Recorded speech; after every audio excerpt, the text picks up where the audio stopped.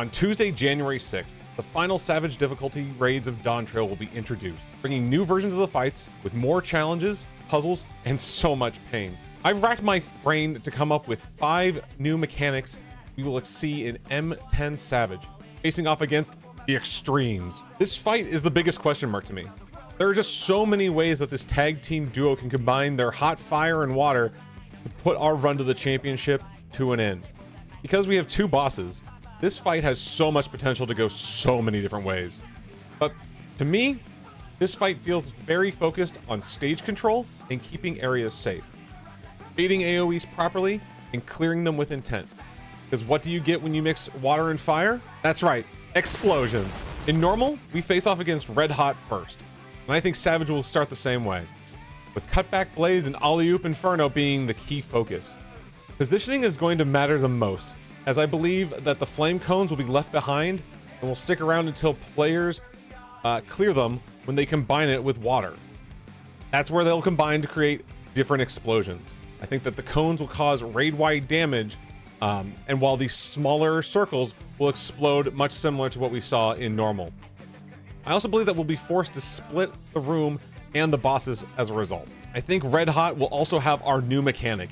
Red Hot will take a page out of his brother's book and create a massive fire wave that he'll ride down and deal damage to those in the way.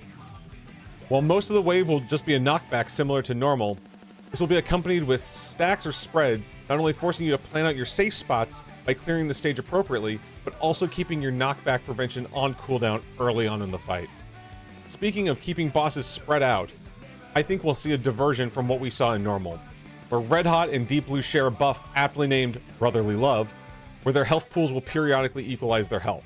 Currently, nothing happens when both bosses are tanked close together, allowing for splash damage, hence the recent nerfs to a few jobs AoE combos. But in Savage, I'll believe that we will be forced to bring them together and separate them at different times, building on that first mechanic that we talked about, really trying to keep our focus on what parts of the stage we still have access to and how well we can stack them for much more damage.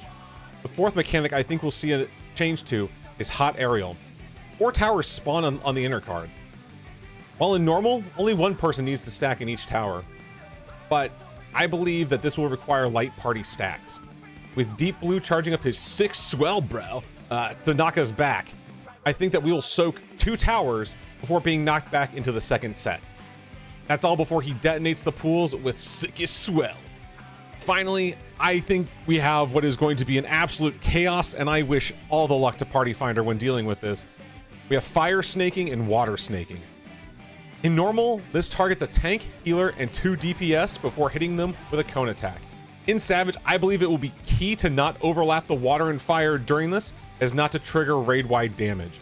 While I don't think it will be obvious from the get-go, set safe spots or conga line priorities will probably be key to keeping things organized. Even with these Savage mechanics in mind, I think we've only scratched the surface of what's to come in M10S. After all, we know that the brothers are no strangers to cheating, so the options just feel limitless. Either way, come join me as I watch the Final Fantasy Race for Charity on January 6th, starting around 2 a.m. Pacific Standard Time, on Twitch TV/FrostyMog, where we'll get to watch many of the top raiders from around the world stream their progress and race to see who can clear this tier first. I've left all the information down in the description below, and catch me in the next video where we'll be diving into M11S, where we are coming for the heavyweight champion himself, Tyrant. Until next time.